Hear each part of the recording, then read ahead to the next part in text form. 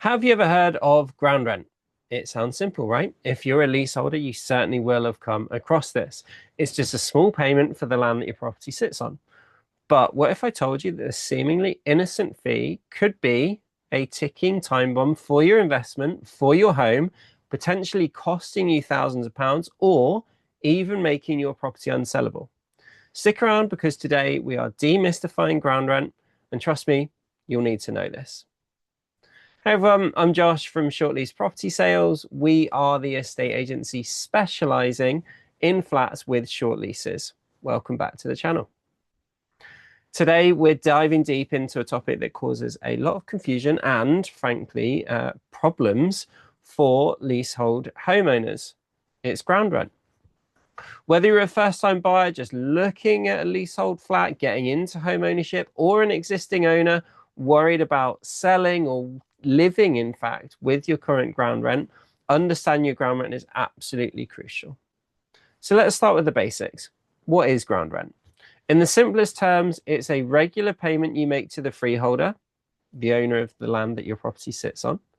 Think of it like rent for the ground itself. Very simple. We're turning the words around, but you are renting the ground that your flat or your house is built on. It applies to leasehold properties across the board, flats, but as I mentioned, sometimes also houses as well. Now, this is key. When you buy a leasehold property, you're not buying the land it sits on. You're essentially buying the right to occupy that property for a fixed period. This is the lease term. If you want to know about lease terms, then you can check out our blog. I'll put the link in the description below and also some of our other videos as well. The freeholder retains ownership of the land. You rent it from them. Historically, and this goes back centuries, ground rent was often a nominal sum. It was a few pounds a year. It was a clear demonstration, or in fact even less, going back way back in time.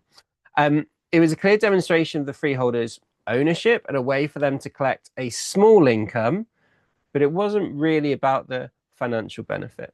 But as we'll see, things have changed dramatically. So why do we pay ground rent? It stems from the very nature of leasehold itself. As I mentioned already, you don't own the land, the freeholder does. So ground rent is therefore your annual fee for occupying their land. A different way of thinking about it is like a rental agreement. You might sign up for a year and you say, well, I'm going to pay you money to rent this flat from you for the next year. Just with leasehold, you're doing it over somewhere between maybe 99 and 990 years. It's written into the lease agreement that was signed originally when the flat was bought. And by buying a flat, you are agreeing to pay it. You are signing up to those lease terms to pay it. Historically, the idea was that ground rent would always be just this sort of small symbolic charge. It wasn't meant to be a significant source of income for the freeholder. But then developers and investors realized that they could hike these figures up, turning the ground rent into a major profit stream for them. And that's where the problems began. And that's where ground rent gets really tricky and has led to what's often called the sort of leasehold scandal that you've probably seen in the papers and through the press in the last few years. Many modern leases, and especially we're talking those that have been created in the last 15 to 20 years, they contain clauses for escalating ground rent. Older leases also contain clauses for escalating ground rent, but that historically would have been a more measured, maybe small annual, biannual, or decade sort of timescale increase. Now we're talking about clauses where the ground rent can double every 10 or 20 years. Some cases it might even go up by more than that. Imagine buying a flat, and let's just use an example here. Let's say £250 a year. That sounds fairly manageable. It's actually fairly common across ground rents and properties as we see them today. But if that ground rent doubles every 10 years, then in 20 years it's £1,000, in 40 years it's £4,000, and in 60 years then it's £16,000 a year. That's not a small charge. That is an enormous financial burden for you as a leaseholder. This kind of escalating ground rent makes properties incredibly difficult, if not impossible, to sell because mortgage lenders will often refuse to lend on properties with onerous ground rent clauses. That's because it makes the property a bad investment. It makes it harder to sell on. And it also changes the tenancy structure of your ground rent when it goes over £1,000 a year. Think about it from a buyer's perspective. Who wants to buy a flat where the ground rent will soon exceed their annual mortgage payment? Mortgages are already expensive enough. They don't want to be paying the same on ground rent as well. So, bit of doom and gloom so far, but the good news is the government has taken action. The Leasehold Reform, the Ground Rent Act from 2022 came into force on the 30th of June 2022, and this act is a game changer. For most new long residential leases now, and that's leases granted after that date, ground rent is now capped at a peppercorn per year. That is the maximum. And a peppercorn essentially means zero monetary value. It's a symbolic payment, taking it back to where this started to acknowledge the freeholder's ownership, but doesn't cost you in the same way that more expensive ground rent does. It's fantastic news for anyone buying a newly built leasehold property. It removes that threat of escalating ground rent for them. However, and this is a big however, the Act doesn't retrospectively apply to existing leases.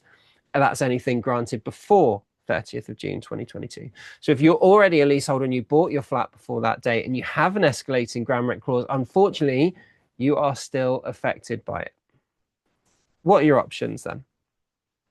If you're in this situation, there are ways out of it. You can, of course, keep living in that flat and paying the ground rent yourself. You can sell it, but you might have to sell to a cash buyer. Neither of those are necessarily great options. So let's talk about some of the potential solutions and things that could help you. Number one is a lease extension. This is often the most common solution for people, and it's the way to get rid of that clause, because when you extend your lease, especially if you go down the statutory route, and I've got another video on that, then you can automatically get that ground rent reduced to a peppercorn. Or if you go down the informal route, you can negotiate to vary or remove the ground rent at the same time as extending the lease. It's a complex legal process, yes, but it has turned out to be a necessary one for many. If you've got a short lease anyway, you're going to be doing the lease extension. You're going to want to make sure that the ground rent clause is correct in there. Your second option is collective enfranchisement. Long word, but what that effectively means is buying the freehold. If multiple leaseholders in your building are in the same boat, you may want to consider banding together to buy the freehold for your building. This would then put you in a situation where that ground rent is supposedly being paid to yourselves, and therefore you may choose to sort of pay it to yourself and just effectively put it back in your own pockets, or put it into a sinking fund for the building, or you may just speak to your neighbors and say, well, let's amend the leases and let's get rid of this ground rent escalation clause. And then your third option here would be to negotiate with the freeholder. Sometimes, although they're not legally obliged to, it's possible to negotiate directly with your freeholder and vary your ground rent clause. This can be challenging. As I said, they're not legally obliged to do it, but also some freeholders are just doing the right thing and saying, yes, we're happy to vary this. The mentioned vary, the way this is done typically is going to be through a deed of variation. And there's some information on the website about that if you do want to read any further, and I'll probably do a future video on it. If you want to see more videos like that, then feel free to subscribe and hit the notification bell. You'll be notified whenever new content gets uploaded that hopefully will be helpful for you. So those are your options. If you do have an escalating ground rent, it is really important, as well as looking into it and doing your research yourself, as you're doing here, to seek professional advice. That could be from a solicitor, it could be from a specialist estate agent, it could be from any estate agent who knows about short leases and escalating ground rents, but just make sure you're speaking with a professional. Also, things like chartered surveyors could help as well. Reason for doing this, because it can significantly impact you and your ownership, but also your property's value and the saleability, as I mentioned earlier. So to recap, ground rent is a payment to the freeholder for leasehold properties. Nice and simple if we put it in a straightforward sentence. However, more complications, as we've seen already.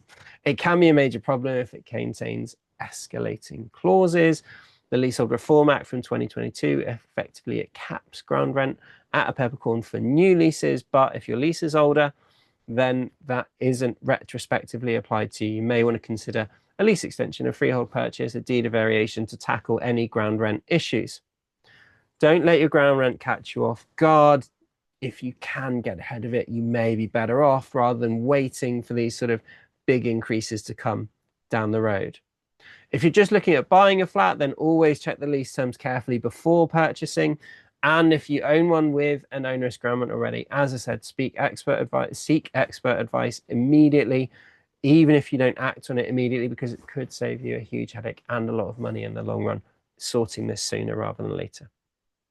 If you found this video helpful, please give it a like, give it a thumbs up. Leave a comment below with any questions you have about ground rent. Happy to answer anything. Equally, you can get in touch with us via the contact us form on the website, and we can talk through your specific situation. And you can subscribe to the Short Lease Property Sales channel for more information in the future. If you're struggling with a specific situation, like I said, you can put it in the comments, but definitely feel free to visit our website. There's some other useful resources on there, or you can get in touch with us, shortleasepropertysales.co.uk, and I'll put the link in the description as well. We'll help guide you through the complexities of the leasehold market and ground rent in particular. Thank you for watching, and I'll see you in the next video.